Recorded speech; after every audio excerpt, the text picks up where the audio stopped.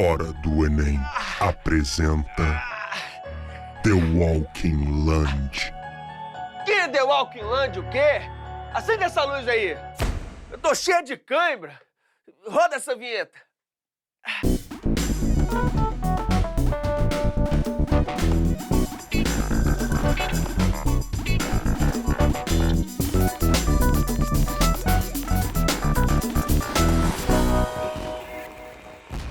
Hora do Enem no ar para bater um papo sobre física. E se quiser ver outros episódios, é só ir lá no nosso site tvescola.org.br ou youtube.com/tvescola. Vai lá, curte a gente. Bom, sem mais delongas, chega mais, professor Vitor Acioli. Fala, Land, beleza, irmão? E aí, seja muito bem-vindo mais uma vez, professor. Muito obrigado. Hoje a gente tem um programa todo dedicado à mecânica, que corresponde aí a aproximadamente 36% das questões de física na prova do Enem. Tô certo, professor? Exatamente. O que a gente precisa saber sobre mecânica? Ela pode ser dividida em 7 partes. Beleza. Cinemática, dinâmica, estática, hidrostática, que são os temas da aula de hoje. Opa. Tem gravitação, tem energia e trabalho, tem quantidade de movimento e impulso. Ela é bem cobrada porque tem a ver com objetos macroscópicos que estão no nosso dia a dia. O que a gente precisa saber de estática? Bom, pela própria análise etimológica da palavra estática, o que quer dizer estática? Você lembra de parado, você lembra de repouso e lembra de equilíbrio. Nós temos várias condições de equilíbrio. E aí é o que a gente vai poder apresentar na lousa ali. Tem uma revisão? Vamos lá. Bora lá.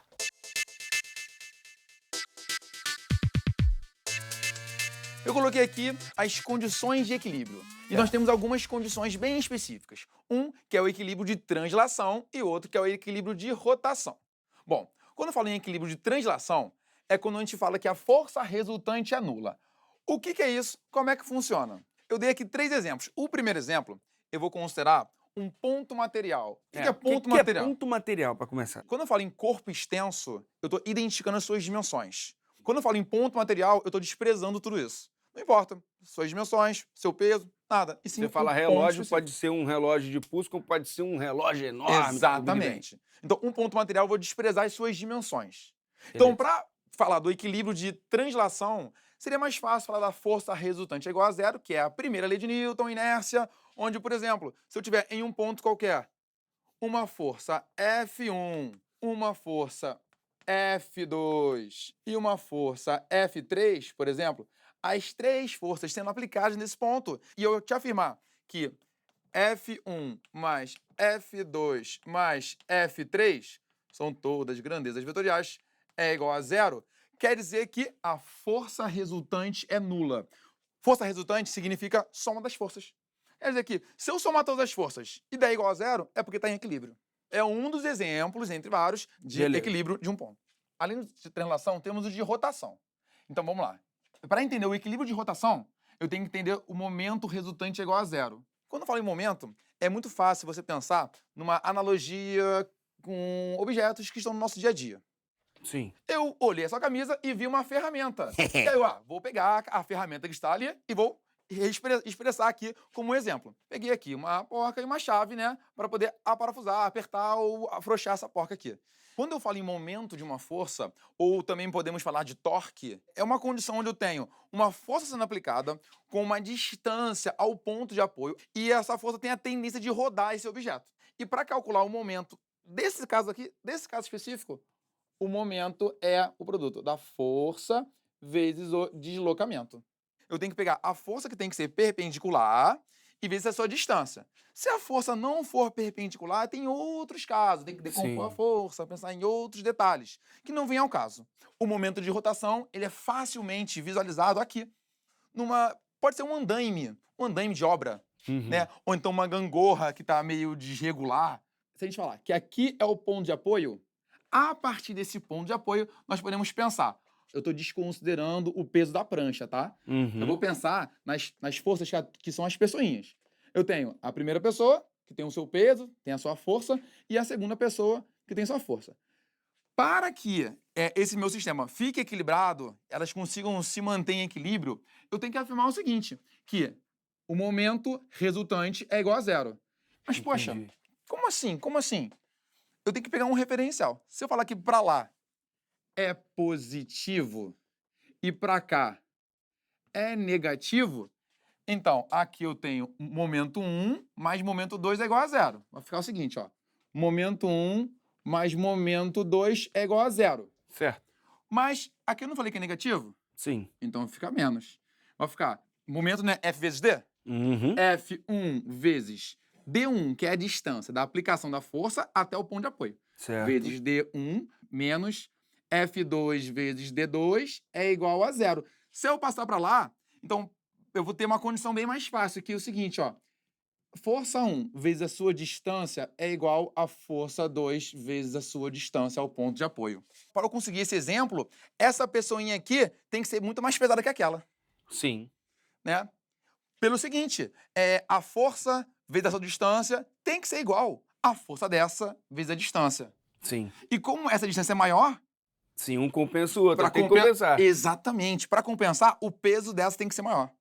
Então, aqui conseguimos fazer um equilíbrio de rotação, onde o corpo tem a tendência de rodar, mas não roda porque está em equilíbrio. Porque o momento resultante é igual a zero. Entendi. E E tem um exemplo prático, professor, tipo assim, que a gente possa ver aqui, professor? Sim. Você tem uma vassoura aí? Vassoura? Vassoura? Produção, me vai uma vassoura aí! Uau! Que isso? Tem uma vassoura, professor, tá contigo. Que eficiência, né? E aí você percebe o seguinte, que a vassoura ela tem um centro de gravidade. Nós vamos conseguir equilibrar essa vassoura. Certo. Antes de identificar esse centro, percebe-se que toda vassoura de Piaçaba ela pode simplesmente se equilibrar. Olha isso. Não é magia. É o quê? É ciência. Então a gente consegue reparar que nós conseguimos achar o centro de gravidade e é mais ou menos uma região.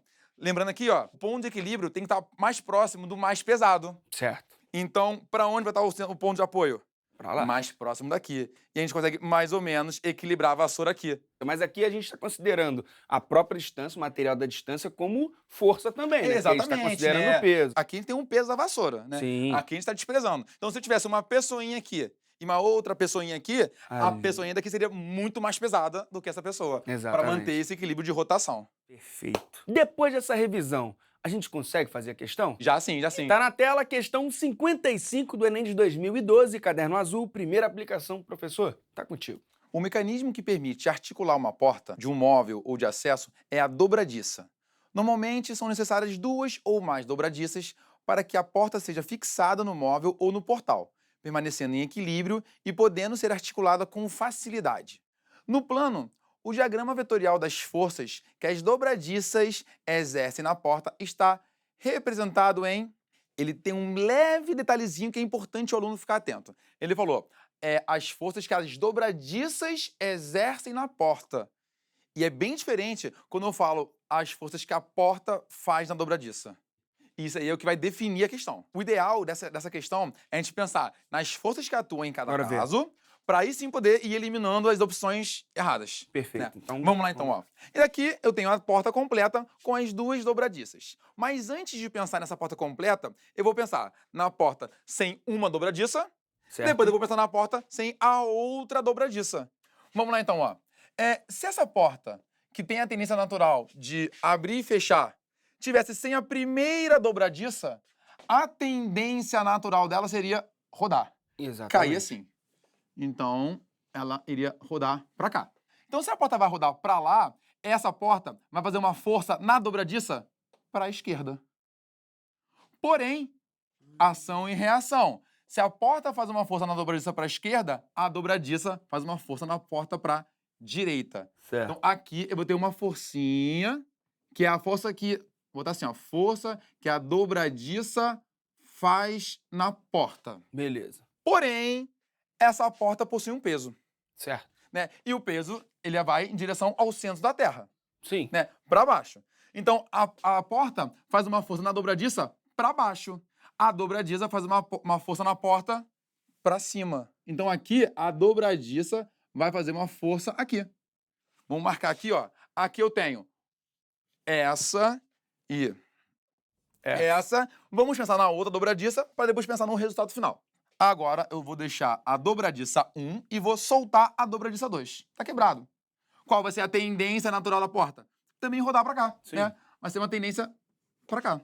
Então, se ela vai rodar, a porta na parte de cima, ela vai fazer uma força para lá na dobradiça. Certo. Então, ação e reação, terceira lei de Newton. A força de ação, porta faz uma força na dobradiça para direita. Reação, a dobradiça segura a porta, faz uma força para esquerda. Mesma coisa do peso agora. Para manter esse equilíbrio, a porta tem um peso e o peso vai para baixo. Certo. Então, a porta faz uma força na dobradiça para baixo. A dobradiça faz uma força na porta para cima. Então, aqui é uma questão que fala de equilíbrio. Eu tenho que manter esse equilíbrio quando tem a tendência de rodar, né? Uhum. E nessa questão acaba que a gente não precisa aplicar nenhuma equação. Vamos marcar essas forças aqui nessa portinha aqui. E aí fala um pouquinho de soma de vetores, onde eu tenho a seguinte característica. Eu tenho 2 vetores e a soma desses vetores vai ser um vetorzinho inclinado aqui. E aqui vai ser um vetorzinho inclinado para cá. E aí, qual é a única opção? É a opção D. D de dado é o gabarito. Então tem que considerar tanto o momento, o equilíbrio de rotação, porque ela tem a tendência de rodar, Sim. quanto o equilíbrio de translação, que ela tem a tendência de para manter em equilíbrio, e junta a primeira lei de Newton com a segunda lei de Newton. Então dá uma geral, mas é uma questão bem conceitual, sem fórmula, e esse é o gabarito. Opção D.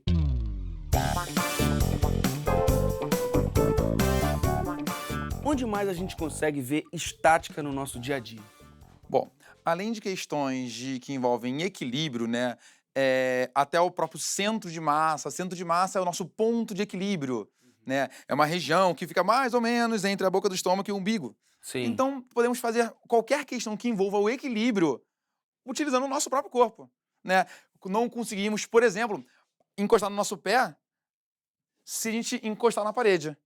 Não tem como, porque naturalmente nós vamos cair para frente. Sim. Porque nós estamos modificando a nossa condição de equilíbrio. Bom, no primeiro bloco, a gente falou sobre estática. Exatamente. Agora, a gente fala de hidroestática. Qual a diferença?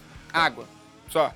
Não. Se você parar pra pensar de maneira não tão correta, água estática parada, água parada, a gente veio lembrar o quê? Dengue. Não, não é isso. Não tá. Quando fala em hidrostática, fala de fluidos parados, fluidos em repouso. Estão em repouso, estão em equilíbrio. Fluido pode ser líquido, pode ser gás, mas quando eles estão em equilíbrio. Entendi, perfeito. Eu vi que tem um esqueminha ali, então tem alguns conceitos que a gente precisa saber de hidroestática, né, professor? Exatamente. São os conceitos básicos que a ideia é dar uma revisadinha antes de fazer a questão.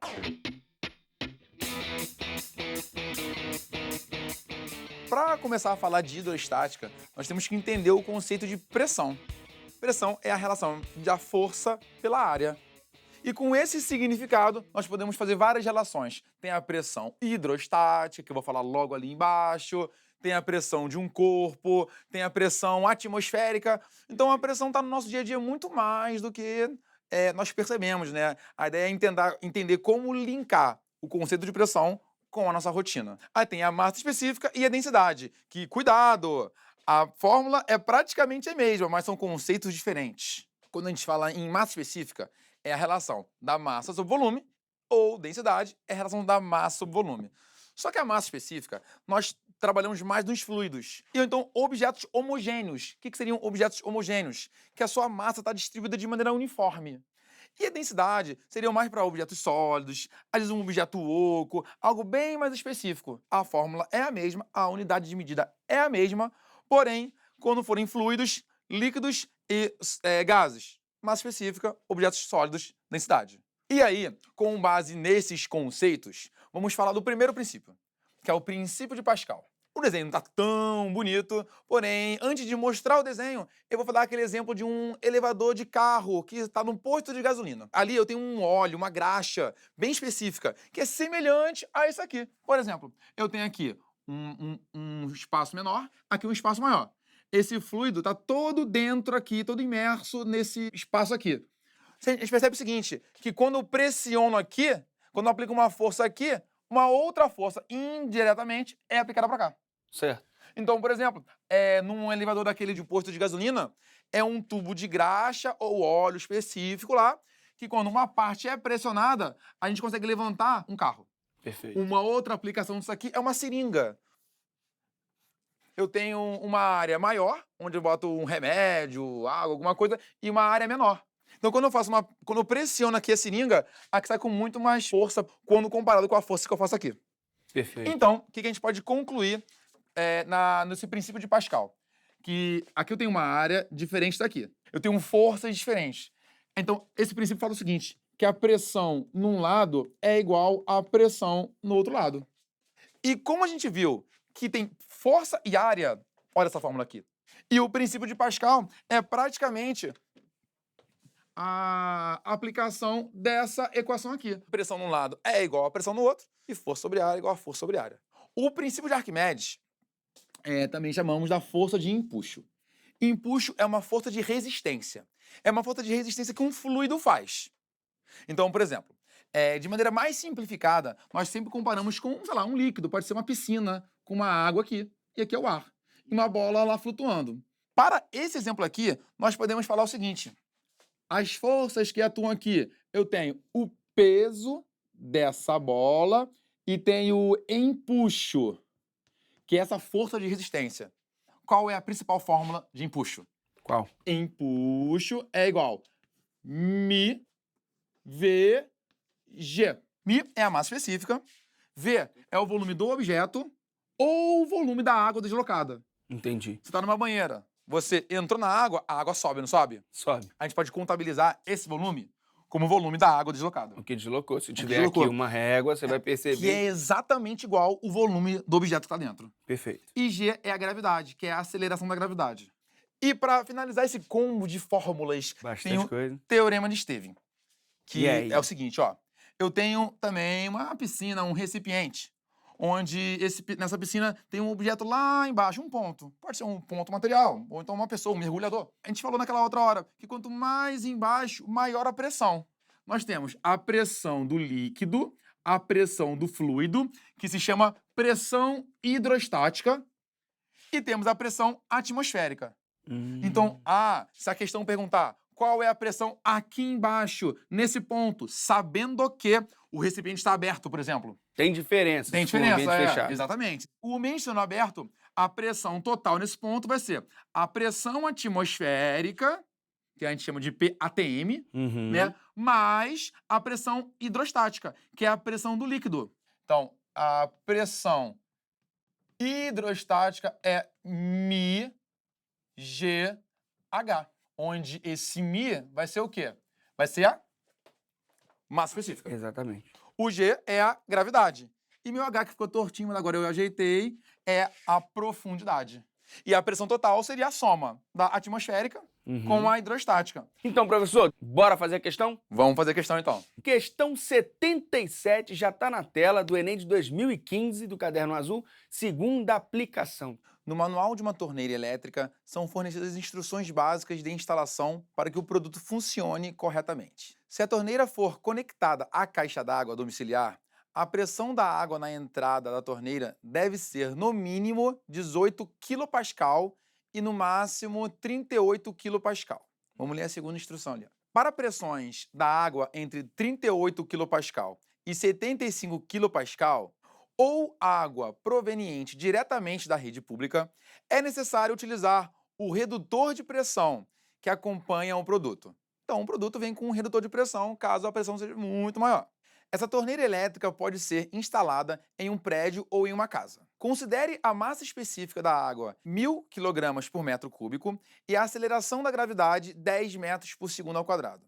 Para que a torneira funcione corretamente, sem o uso do redutor de pressão, quais deverão ser a mínima e a máxima altura entre a torneira e a caixa d'água? Ele falou aqui de pressão mínima 18 kPa e pressão máxima 38 kPa. O que é esse quilo? Isso aqui é uma subunidade.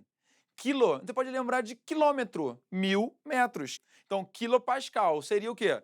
1000 pascal. Beleza. Então, ó, uma primeira observação é saber que a pressão mínima é igual a 18.000 pascal. Beleza. E que a pressão máxima, pela lógica, vai ser 38.000 1000. pascal.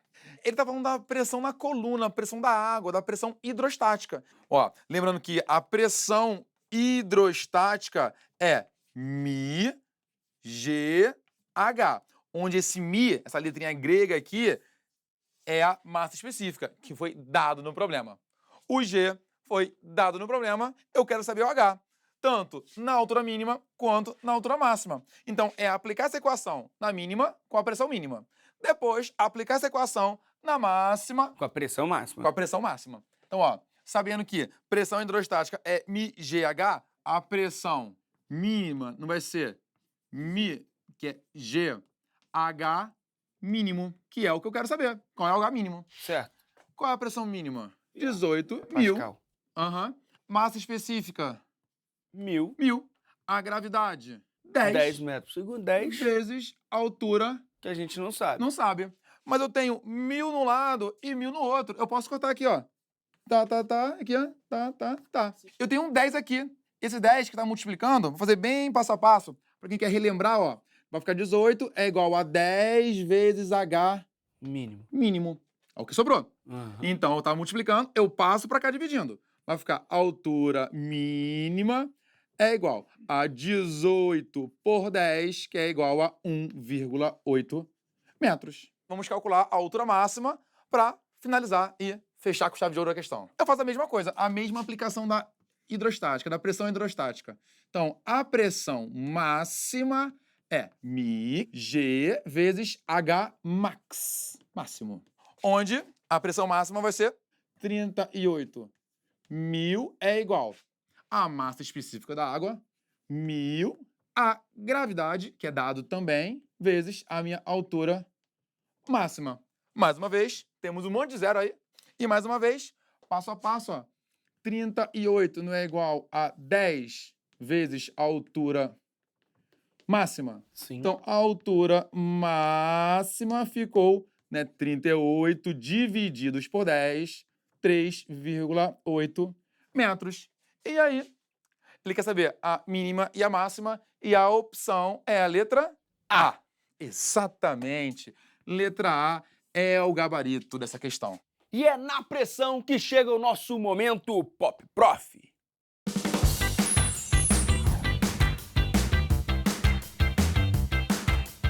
Lendas da física.